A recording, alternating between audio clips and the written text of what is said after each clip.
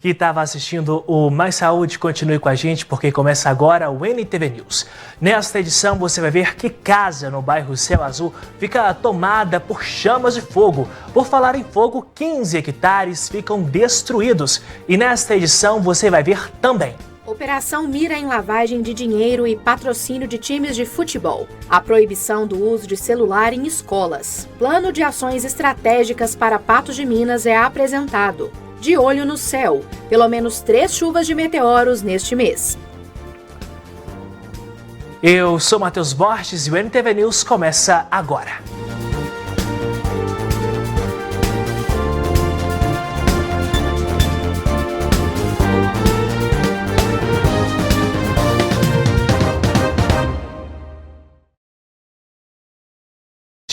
Hoje é dia 13 de agosto de 2024, que Deus te guarde e te proteja sempre. Uma excelente noite para você.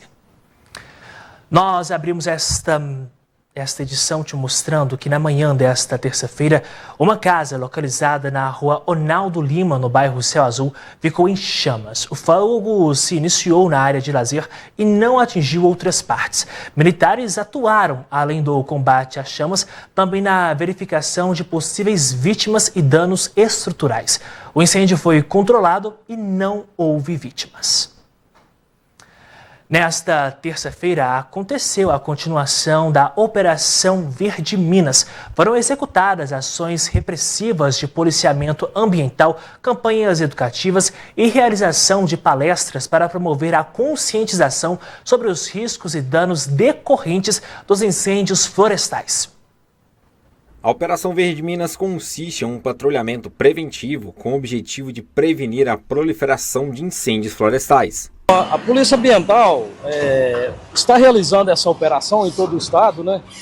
A gente tem cerca de 900 militares, né, empenhados nessa ação, e a nossa função maior nessa operação vai ser orientar as pessoas, né, a respeito de incêndios, né, e queimadas ilegais, que traz um dano bastante significativo, né, para a nossa fauna, né, nossa flora. De acordo com a Lei 9.605, né, colocar fogo em florestas, né, em outras formas de vegetações, isso aí é um crime, né, previsto nessa lei, né, e que pode ser punido aí, né, com prisão, com a reclusão de 2 a 4 anos e autuação, né, a multa.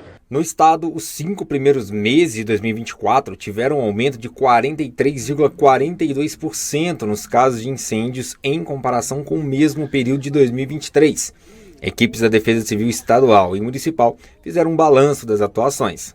O trabalho da Coordenação Estadual de Defesa Civil, juntamente com a Polícia Ambiental, é preservar, né, os incêndios florestais e prevenir queimadas. Vai ser um trabalho ao longo do mês de agosto, com palestra, blitz, levar, né, o máximo de pessoas sobre a conscientização, né, de não fazer queimadas, porque o estado está com um número significativo de focos de incêndio. A Defesa Civil, ela age na zona urbana, principalmente nos lotes vagos, né? A gente faz uma campanha para que os proprietários dos lotes vagos mantenham seus lotes limpos, porque para evitar esse período de seca nossa, que a umidade é muito baixa, e evitar as queimadas, né? E caso a pessoa não mantenha seus lotes limpos, pode fazer a denúncia, né, na prefeitura, tem a fiscalização, irá comparecer, notificar o proprietário, e se o proprietário não fizer a limpeza do lote, pode até dar multa. Outro tema importante nesse período é o trabalho do Instituto Estadual das Florestas, o IEF, com a queima controlada, que é o uso do fogo de forma planejada. A queima controlada é exatamente para isso, para evitar os incêndios florestais. Quando são práticas autorizadas pelo Instituto Estadual de Floresta e pela Secretaria de Meio Ambiente, em algumas situações, principalmente quando precisa de algum empreendimento agrossilvopastoril, limpeza de pastagens, tudo isso é possível. Não é o melhor, não é o mais recomendado, mas em algumas situações, às vezes é o mais viável. Para isso é necessário que procure o órgão ambiental, que entre com o processo, com o procedimento correto, e junto a essa autorização, o empreendedor vai ter as orientações de como fazer, horário, local, práticas adequadas, para que evite incêndios florestais, né? Então ele pode sim usar o fogo a seu favor com a queimada controlada. O Corpo de Bombeiros também atua nesta operação e trouxe dicas importantes para evitar incêndios. Percepção do risco da população, que os incêndios podem causar danos à saúde das pessoas, à integridade física, até mesmo ao patrimônio delas. E é importante a população estar atenta às ações de prevenção, né, de forma a mudar os seus comportamentos nesse período principalmente. De que forma?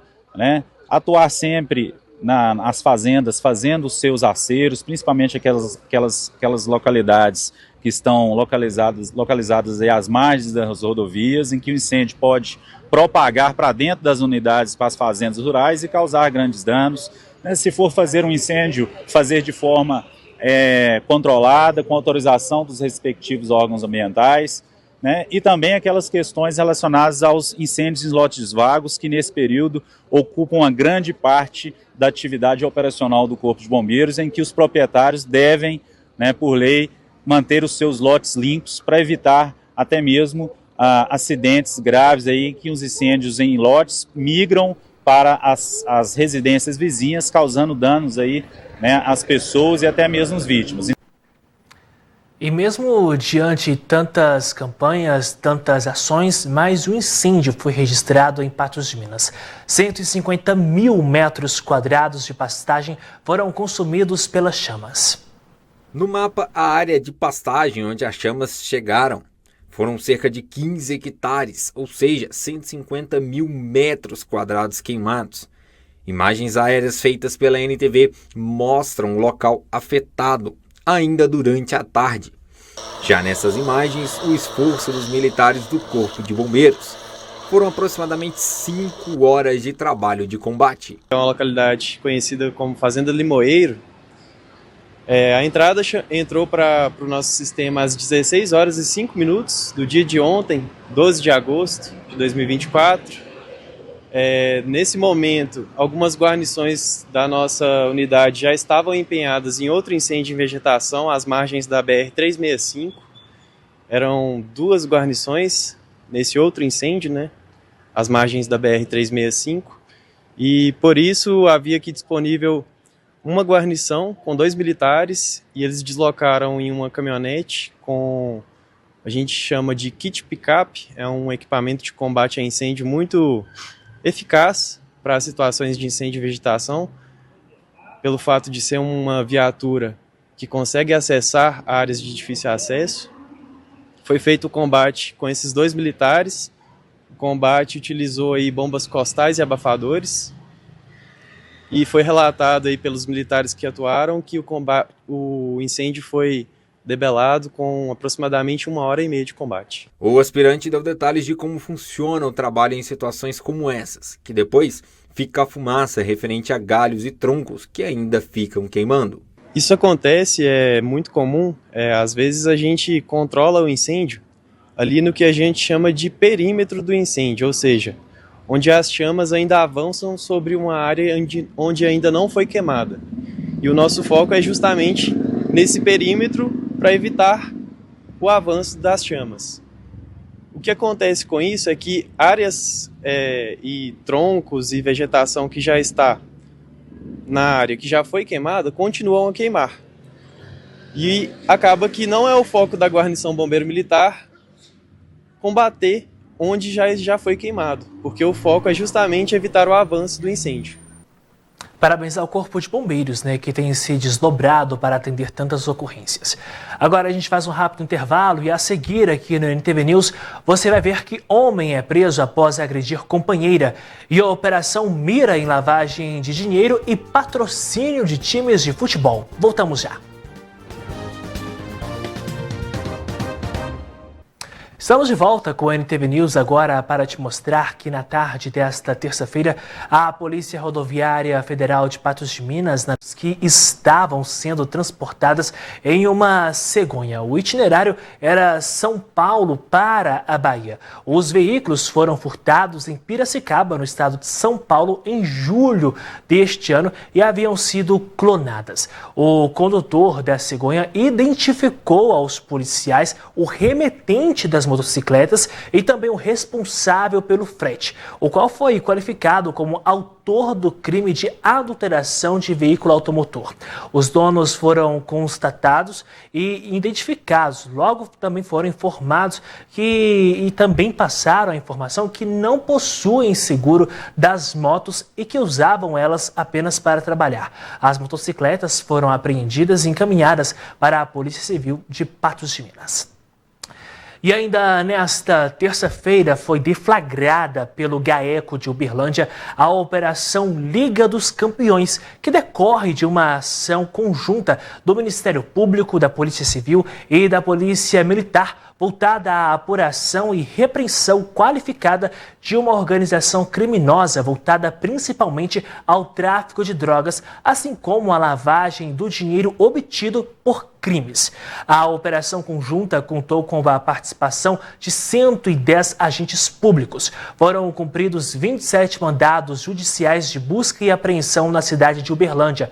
Em apuração, os seguintes delitos: organização criminosa, tráfico de drogas, desmembramento de vendas de lotes clandestino e lavagem de dinheiro. No alvo, 17 pessoas físicas e 15 pessoas jurídicas suspeitas de estarem sendo usadas pelos integrantes da organização criminosa para a lavagem do dinheiro obtido ilicitamente por meio de diversas modalidades, em específico o tráfico de entorpecentes. Segundo a polícia, durante as investigações conduzidas pelo GAECO, restou demonstrado que os investigados ostentam um patrimônio incompatível com as suas atividades, sendo nítida a lavagem de capitais por meio da movimentação de veículos de luxo e patrocínios a clubes amadores de futebol da cidade de Uberlândia. Ainda hoje, a Polícia Civil de Rio Paranaíba prendeu um homem de 34 anos de idade suspeito de torturar a companheira de 24. Esse vagabundo, segundo a vítima, após um possível surto de ciúmes, efetuou o disparo de arma de fogo em sua direção, cortou seu cabelo e a agrediu com socos, chutes, bem como ameaçou utilizando uma tesoura. Ele foi preso e teve o pedido determinado e expedição do mandado de prisão. O suspeito se apresentou juntamente com a sua advogada na Delegacia de Polícia Civil de Rio Paranaíba e logo em seguida foi encaminhado ao presídio local e já se encontra à disposição da Justiça. Que este homem pague por esse crime. Agora a gente troca de assunto e fala sobre intoxicação por um gás inflamável, inodoro e perigoso devido à sua grande toxicidade. Foi este gás que tirou a vida de uma família que se preparava para comemorar o Dia dos Pais. O mesmo matou 4 jovens mineiros que estavam dentro de uma BMW. O monóxido de carbono é um gás sem cheiro, incolor e tóxico.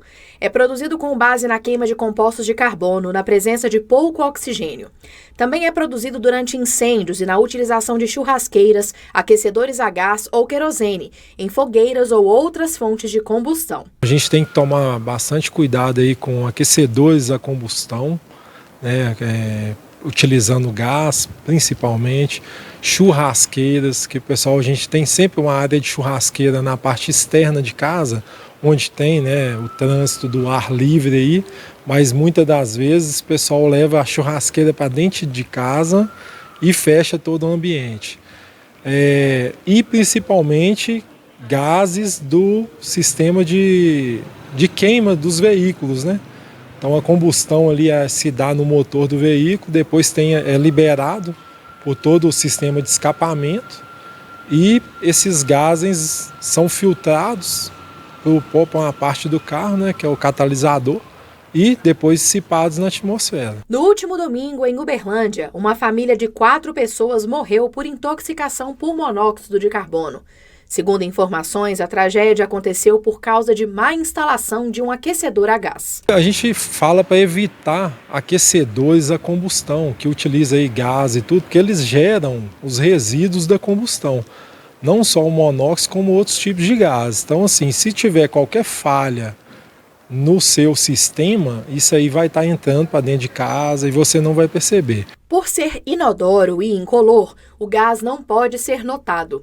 Dentre os principais sintomas que demonstram uma intoxicação estão dor de cabeça e moleza. Você está ali inspirando monóxido de carbono, já está interagindo com a hemoglobina e o seu organismo vai sendo privado de oxigênio e você não percebe. Quando você percebe, você já tem os sintomas, os principais sintomas, que é dor de cabeça, moleza no corpo, falta de ar, falta de coordenação motora e possíveis até desmaios. Aí já pode ser tarde demais. Em janeiro deste ano, houve outro caso de intoxicação pelo monóxido de carbono, dessa vez dentro de um carro. A morte de 4 jovens de Paracatu foi por intoxicação após falha mecânica do veículo, que havia passado por uma customização recente no sistema de escapamento do carro para fazer mais barulho. Qualquer modificação que não seja bem feita, né, foi no caso aí dos jovens que morreram intoxicados lá no veículo, eles modificaram o sistema de saída do escapamento e esse sistema teve uma falha que permitiu o vazamento do monóxido e no motor do carro a gente tem um sistema de ar-condicionado que puxou esse vazamento para dentro do carro. Então assim, veículos originais sem qualquer modificação não tem problema nenhum. O capitão do Corpo de Bombeiros alerta para o uso de churrasqueiras, aquecedores ou qualquer aparelho que utilize combustíveis fósseis para funcionamento. Alerta ainda para que, percebido algum dos sintomas, procurar atendimento adequado. Como não dá para se perceber, quando você sentir algum desses sintomas, dor de cabeça, sonolência, desânimo, vômito, perder a capacidade motora, você pode ter certeza que esses são sintomas que alguma coisa não está bem. Então saia do local, vai para um local ventilado, procurem ajuda médica, ligue 193, 192, que o SAMU ou bombeiro pode estar aí tirando suas dúvidas por telefone mesmo e buscando a ajuda dos órgãos, né, que a gente pode atender aí em algum sentido por intoxicação por monóxido de carbono. A seguir a gente fala do Agosto Branco, que tem como tema a prevenção do câncer de pulmão. E você vai ver que tempo seco aumenta a procura por remédios.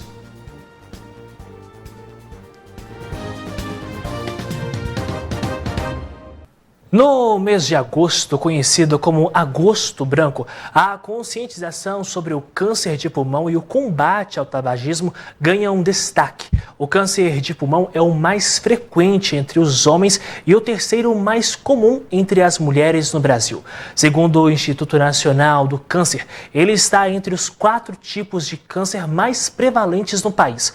Entre 2000 e 2022, o número de mortes por câncer de pulmão mais do que dobrou, atingindo 30 mil óbitos anuais. Isso resulta em uma taxa de mortalidade de 8 a 14 mortes por 100 mil habitantes. Estudos realizados pela Fundação do Câncer mostram que o tabagismo é responsável por 80% das mortes por câncer de pulmão em ambos os gêneros no Brasil. O câncer de pulmão é uma doença maligna que se origina nos tecidos do pulmão, principalmente nas células que revestem as vias aéreas. Entre os principais causadores dessa doença, o tabagismo é o mais significativo. O número de fumantes no nosso país, em termos gerais, ele tem caído nas últimas décadas. Isso é uma vitória muito grande das campanhas de educação e de conscientização da população acerca do tema. Entretanto, os números de câncer de pulmão ainda persistem muito altos. Agora, para esse triênio 23, 24, 25, são esperados mais de 30 mil casos de câncer de pulmão no país inteiro. E a distribuição agora está praticamente metade a metade quando a gente analisa a distribuição entre homens e mulheres. Como todos os outros tecidos e órgãos, o pulmão é composto por células. Normalmente, estas células se dividem e se multiplicam de forma ordenada e controlada. Mas quando ocorre uma disfunção celular, esse processo é alterado e as células se multiplicam de forma anormal e muito mais rápida, dando origem ao tumor. Esse modelo representa um modelo de um pulmão normal e de um pulmão que você vê aqui mais escuro, que é um pulmão de fumante. Se a gente retira esses pulmões e olhar o interior deles, né? A gente pode retirar o coração também para enxergar melhor. Nós vemos a diferença entre um tecido pulmonar normal. Aqui nós temos dilatações que representam áreas de enfisema e aqui nós temos uma lesão que representa o câncer de pulmão. O câncer é um crescimento desordenado de células. As células normais, elas se multiplicam e elas sabem quando parar de reproduzir por inibição, por contato com outras células. A célula cancerosa, ao contrário, ela continua se reproduzindo indefinidamente e desequilibra todo o tecido, depois o órgão e o corpo inteiro do nosso paciente. A campanha do Agosto Branco de 2024 também traz discussões sobre o uso do cigarro eletrônico, um instrumento que pode parecer inofensivo, mas é tão prejudicial quanto qualquer outro cigarro. Entre as doenças agudas, uma das mais temidas é a chamada EVALI, que é a sigla em inglês para lesão pulmonar relacionada ao cigarro eletrônico. Isso pode desencadear também crises de bronquite, de asma. As pessoas que têm alergia a alguns dos componentes têm diversos sintomas nessa situação.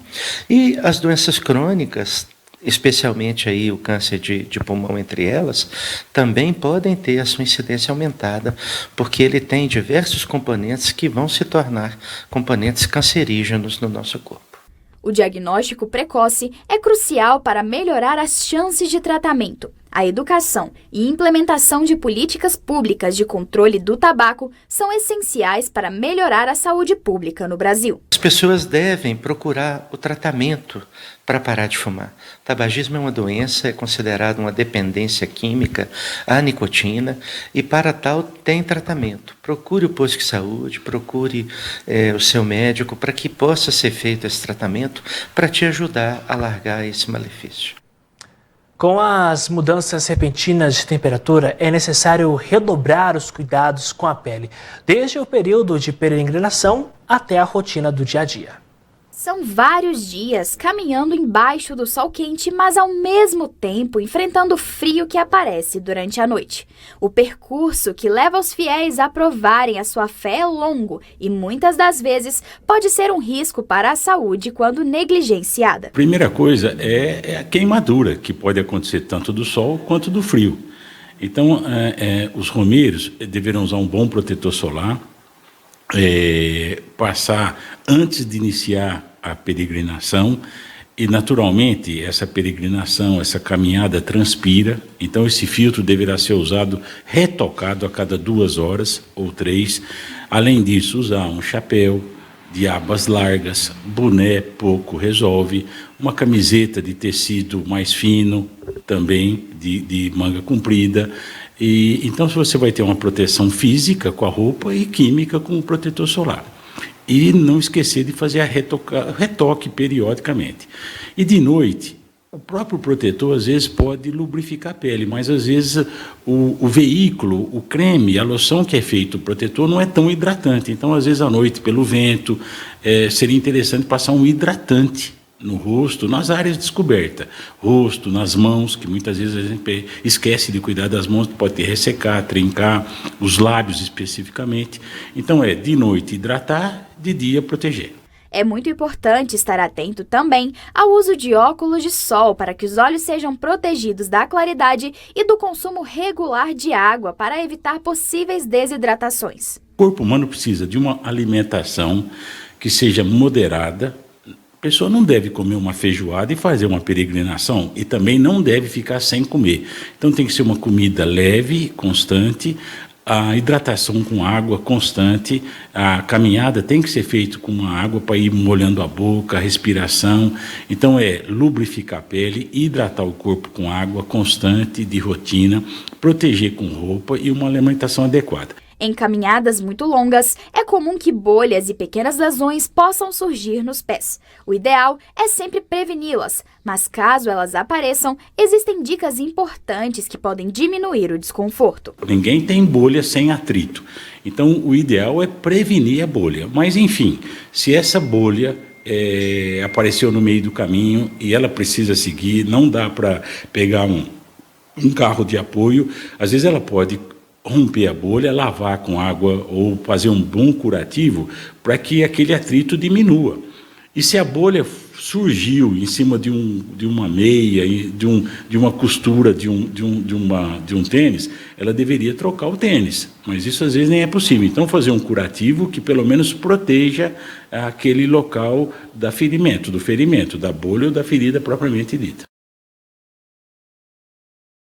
Pois é, doutor Cícero, inúmeros cuidados que devem ser tomados, porque ainda o clima seco tem feito com que a procura por medicamentos para problemas respiratórios nas farmácias aumente, com maior demanda para aqueles para tosse, resfriado e rinite alérgica.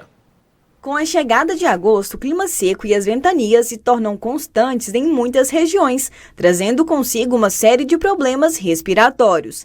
Tosse, resfriado, rinite alérgica e gripe são algumas das condições que tendem a se agravar nesta época do ano, levando a um aumento significativo na procura por remédios respiratórios nas farmácias. Agora que a gente começa a entrar em junho, já final de maio, início de junho, a gente já começa a sentir uma diferença grande nas vendas de antialérgicos, descongestionantes nasais, xaropes para quem tem rinite, bronquite, medicamentos para asma, tem um aumento crescente sim, e no decorrer dos meses a medida ia aumentando. Em farmácias de Patos de Minas, foi registrado um aumento nas vendas de descongestionantes nasais e outros remédios respiratórios. Porém, é importante alertar que o uso indiscriminado de descongestionantes nasais pode levar à dependência. Os descongestionantes que não têm tarja, que eles ficam na farmácia de livre acesso ao público, pode estar sendo usado sim, porque eles nada mais são do que soro fisiológico. Então é até importante estar usando o que serve como um método de lavagem nasal mesmo. Agora, os que têm tarja, que ficam da parte interna da farmácia, aí sim, esses aí podem causar um comprometimento, pode causar algumas reações adversas, inclusive a pessoa ficar viciada mesmo, né? Não conseguir, por exemplo, dormir mais sem a gotinha do nariz para desentupir o nariz. Então, a gente não indica esse tipo de medicamento. Especialistas em doenças respiratórias explicam que o tempo seco contribui para o aumento desses problemas, já que a baixa umidade do ar resseca as vias respiratórias, facilitando a entrada de vírus e bactérias, além de agravar quadros alérgicos. No clima frio, a gente tem uma dificuldade na hora que a gente vai respirar de aquecer esse ar, né? E aí as nossas vias aéreas, elas começam a produzir uma quantidade maior de muco para tentar umidificar também, né? Já que é seco e frio ao mesmo tempo. E, além disso, a gente começa a ter uma dificuldade de fazer um movimento das células que fazem a limpeza da via aérea. Então, com essa produção maior de muco com o intuito de umidificar o ar, com a lentificação do movimento das células de limpeza da nossa via aérea, a gente acaba tendo um favorecimento no meio aí de cultura para a proliferação dos vírus e das bactérias, né? Para amenizar os efeitos do clima, recomenda-se manter a hidratação, utilizar umidificadores de ar e buscar orientação médica ao primeiro sinal de sintomas. Essas medidas simples podem ajudar a reduzir o impacto dos problemas respiratórios durante este período crítico do ano. intensificar o processo da limpeza nasal com soro fisiológico, seja utilizando através daqueles dispositivos que a gente já compra pronto para usar, que são os sprays de soro, a seringa com soro, tem garrafinha, tem uma série de dispositivos aí para a gente utilizar. Então, intensificar a limpeza do nariz. Como o clima está muito seco, é beber bastante água, porque a hidratação do nosso corpo vai ajudar também na umidificação desse ar, né? Quando tem sintomas gripais, a gente evitar circular, espirrar em ambientes fechados, então a gente usar a mesma máscara, ou evitar ficar nesses ambientes com a janela fechada. Se você abre a janela, abre a porta, isso tudo já facilita bastante, né? Vacinação contra a gripe, muita gente ainda não tomou a vacina da gripe. Então, ainda tem vacina da gripe disponível, tanto em clínicas, postos de saúde. Acho interessante que as pessoas saibam que ainda há tempo para fazer essa proteção aí contra, né? Quem tem plano de saúde muitas vezes precisa usar o serviço que não está previsto na lista de profissionais credenciados. Aí é fundamental o usuário ficar atento para pedir o reembolso. Muitos planos criam burocracias para fazer o ressarcimento, mas é fundamental que o consumidor saiba os seus direitos. O Frederico pagava por um plano de saúde. Achava que estaria seguro quando precisasse.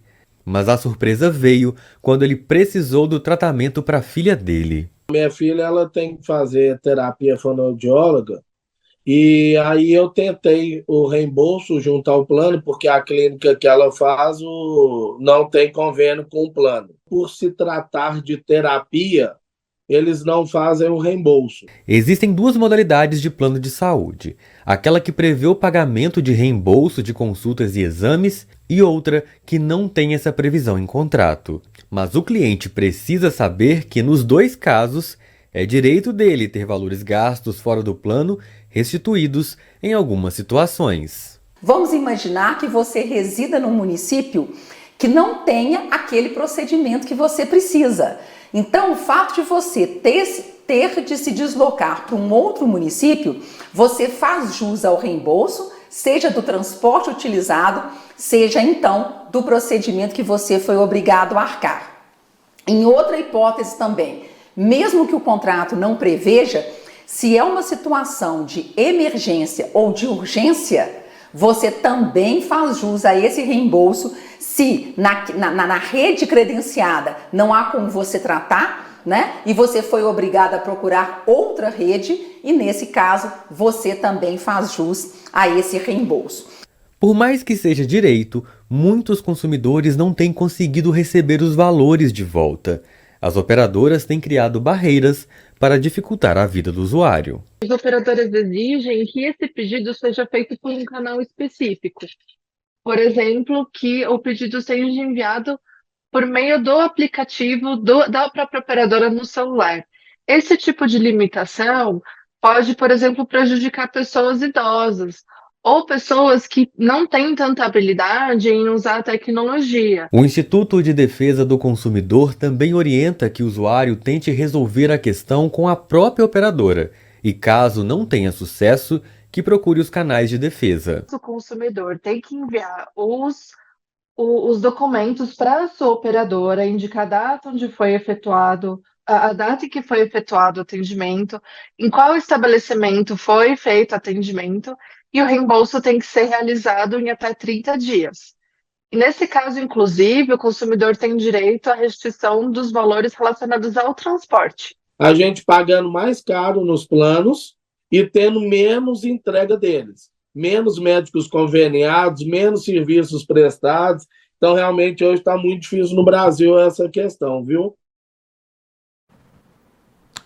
Bom, ainda falando sobre saúde, na última semana, a Prefeitura de Uberlândia emitiu uma recomendação pedindo para que o Hospital de Clínicas da Universidade Federal de Uberlândia pare de realizar o procedimento de aborto na unidade chamado de assistolia fetal. A solicitação foi feita na última quarta-feira, mas o ofício foi divulgado para a imprensa apenas na sexta-feira.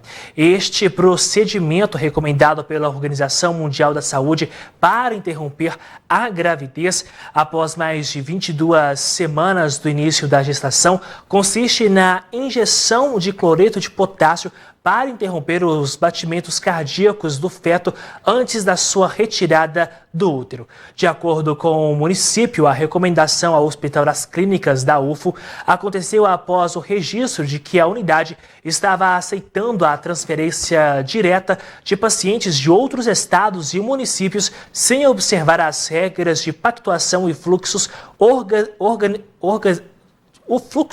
de organização do Sistema Único de Saúde. No ofício, a Secretaria Municipal de Saúde afirmou que uma deliberação credenciou vários prestadores de serviços do Estado de Minas Gerais para atender os casos de interrupção de gravidez legal e que os pacientes de outros estados devem ser referenciados aos prestadores de serviços de suas regiões. A gente continua acompanhando este caso. Agora a gente faz um rápido intervalo e na volta você vai ver que a aluna do Unipam recebe premiação da Sociedade Brasileira de Oftalmologia e você confere a proibição do uso de celular em escolas.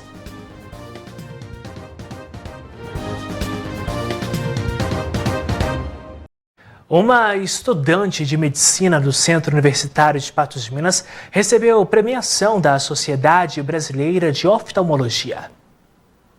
O trabalho apresentado pela Bruna Melgaço destaca-se pela sua relevância clínica e originalidade. O caso clínico em questão foi fornecido pelo Dr. Yuri David Castro, o que garantiu à estudante uma base sólida para a realização de sua pesquisa. O oftalmologista, o Yuri, ele me forneceu o caso de uma paciente. Foi hemorragia mista, tanto submembrana limitante interna quanto submacular, associada ao macroaneurisma retiniano roto. Então, esses macroaneurismas, eles geralmente não têm uma causa específica, geralmente é por fragilidade mesmo arterial. E essa hemorragia, por ser muito específica, por ter sido mista, foi muito difícil a abordagem cirúrgica. Então, o Dr. Yuri, ele foi muito especialista, muito profissional na abordagem cirúrgica, o que também surpreendeu os médicos, os julgados, né, os médicos que julgaram o trabalho e elogiaram bastante ele. É uma abordagem bem complicada, bem delicada e bem assim, difícil de ser realizada. A conquista da estudante reflete não apenas seu comprometimento e dedicação à medicina, mas também o apoio essencial que recebeu do Centro Universitário de Patos de Minas. A instituição desempenhou um papel crucial ao proporcionar os recursos necessários para a realização deste trabalho, ajudando a aluna a se preparar adequadamente para a competição. Sim, a Unipam, ela apoia, ela incentiva tanto o fornecimento também de subsídio, eles fornecem reembolso de certa parte dos valores gastos nos congressos. Foi meu primeiro congresso que eu fui na faculdade, eu estou no 6º período, então já foi muito gratificante para mim e eu espero ir nos próximos, porque esse já me deu um retorno bastante grande. Além dessa vitória, a estudante já está confirmada para participar de futuros congressos, onde pretende continuar a apresentar suas pesquisas e avançar ainda mais em sua formação acadêmica. Tem um congresso em vista, que vai ser nos Estados Unidos, Salt Lake, chama ARVO. No ano que vem, eu já estou preparando alguns projetos para enviar. Com esse retorno desse congresso que eu fui agora, me deu um incentivo, e também aos médicos, né, que fazem parceria com a gente, com a Liga de Oftalmologia da Unipam. Eles também ficaram muito animados em fornecer alguns casos para a gente. E é muito bom esse fornecimento da Unipam de apoio, né, para nós com os projetos de pesquisa. Agora um assunto polêmico. No Brasil, 6 em cada 10 escolas de ensino fundamental e médio adotam regras para o uso de telefones celulares pelos alunos. Essas regras permitem que os aparelhos sejam utilizados apenas em espaços e horários específicos. Em Poços de Caldas, no sul de Minas, as escolas têm optado pela restrição ao aparelho. Cada sala de aula tem uma caixa com chave para guardar o celular quando o aluno chega e o aparelho só é devolvido na hora de ir embora, exceto quando há alguma atividade extra que o professor decide que é possível usar o celular. Os alunos no início do ano assinaram um termo de consciência, inclusive de punição, né, caso eles tentem transgredir esta regra, seja por uso de outro celular, seja por uso de algum smartwatch. Então eles são perfeitamente cientes. Durante esse ano nós tivemos um caso apenas de um aluno que tentou burlar a lei. Foi punido, pronto, acabou. O desenvolvimento social deles foi completamente alterado para um patamar muito melhor, obviamente. Nos intervalos, antigamente, o que nós observávamos é que eles não conversavam mais, cada um no seu canto mexendo no telefone. Hoje não, hoje o diálogo voltou a acontecer. E o rendimento em sala de aula e a disciplina em sala de aula também teve um ganho substancial. A secretária de Educação explicou que na rede municipal de ensino, cada escola tem autonomia para definir se permite ou não o uso do celular. Ela lembrou que para fins pedagógicos, a tecnologia pode ser utilizada. Nós temos unidades municipais que proibiram, assim, extremamente, nem levar o celular para a escola. Nós temos unidades que eles recolhem esse celular na entrada e devolvem no final da aula. Mas a gente precisa também ver, como eu disse, que esse celular ele é bem visto na escola para fins pedagógicos. Não deixar o aluno aleatoriamente na hora do recreio, que eles precisam ter outras atividades na escola sem ser o celular. Já ficam no celular o tempo todo. Mas na rede municipal nós deixamos a critério de cada unidade escolar decidir ou não pelo uso dele dentro da unidade. Em Patos de Minas, na rede estadual de ensino, de acordo com o superintendente, os alunos só podem usar o telefone para pesquisa ou quando solicitado pelo professor. A recomendação em algumas escolas é para que o aparelho celular seja deixado em casa. Já nas escolas municipais, a utilização dos aparelhos é definida pelo regimento escolar de cada uma delas. Agora a gente faz um rápido intervalo e na volta você vai ver que plano de ações estratégicas para Patos de Minas é apresentado. E de olho no céu, viu? Porque pelo menos 3 chuvas de meteoros devem ser registradas neste mês.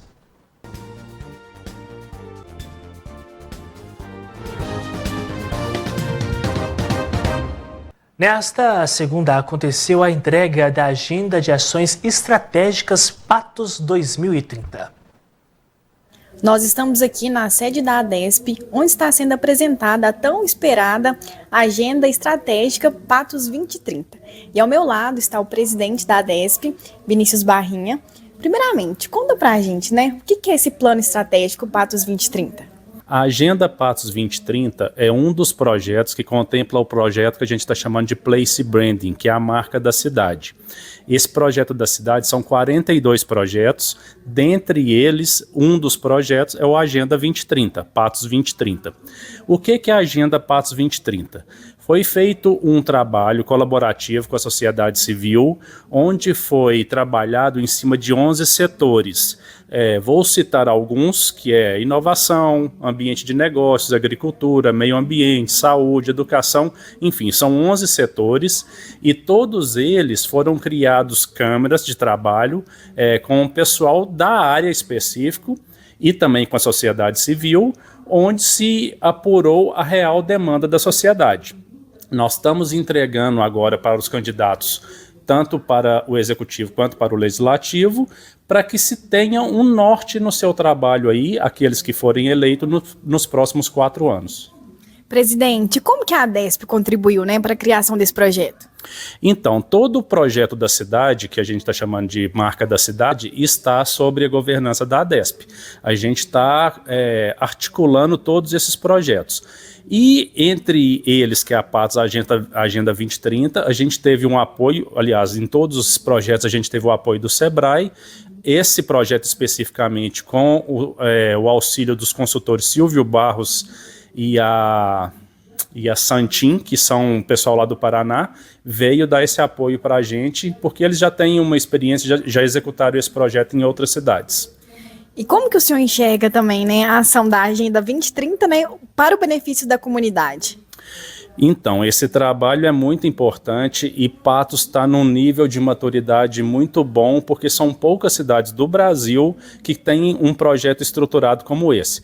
O que é bom para a cidade esse projeto é que é um projeto da cidade, não é um projeto de um partido político, não é um projeto do candidato que tem ali colocando as suas vontades pessoais. Isso é um projeto que a gente está pedindo para que se coloque no plano de governo e que vai ter uma sequência daqui 4 anos, nas próximas eleições, nós vamos trazer novas demandas e são demandas legítimas da sociedade. Vinícius. Muito obrigado, Isabela Sanches, pelas informações. E agora a gente muda de assunto porque neste mês de agosto, pelo menos 3 chuvas de meteoro devem ser registradas. Uma chuva de meteoros é um fenômeno astronômico onde vários meteoros aparecem no céu em um curto período de tempo. Esses meteoros são pequenos corpos celestes que atravessam o espaço e entram na atmosfera terrestre. Quando entram na atmosfera, o atrito com o ar faz com que esses corpos se aqueçam e se incendeiem, criando as brilhantes trilhas de luz que vemos como estrelas cadentes. Chuvas de meteoro iluminam o céu do Brasil no mês de agosto. Em específico, este evento astronômico irá acontecer 3 vezes neste mês. A gente tem 3 chuvas aí mais significativas, que é a Alfa Capricornídea, relacionada à constelação de Capricórnio, a Delta Aquáridas, que está relacionada, e o radiante está relacionado com a constelação de Aquários, e a mais significativa de todas, a chuva de Perseidas, que está relacionada à constelação de Perseus. Para aqueles que desejam aproveitar ao máximo a experiência, o observatório recomenda a observação em locais escuros, afastados da poluição luminosa. Nós teremos aí o pico dessa interseção por volta do dia 12, dia 13 de agosto, podendo ser observado aí cerca de 100 meteoros, 100 flashes luminosos no céu por hora. E para isso as pessoas precisam procurar locais mais afastados da poluição luminosa. Cidade é muito ruim para se observar, então locais mais escuros, mais afastados, onde a observação desses rastros luminosos acaba sendo favorecida. A gente não pode ter nuvens, obviamente, porque esse fenômeno acontece na alta atmosfera, na maioria das vezes, e as nuvens elas estão mais baixas, atrapalham a visibilidade. Então prepare-se para testemunhar esse fenômeno natural espetacular e aproveite o mês de agosto para olhar para as estrelas. É sempre olhando para as estrelas, olhando para cima, confiando que aquele lá de cima nunca dorme e sempre nos protege. Para você de casa, muito obrigado pela sua companhia. A gente volta a se encontrar amanhã no programa Espaço Feminino. Fique com Deus, uma ótima noite.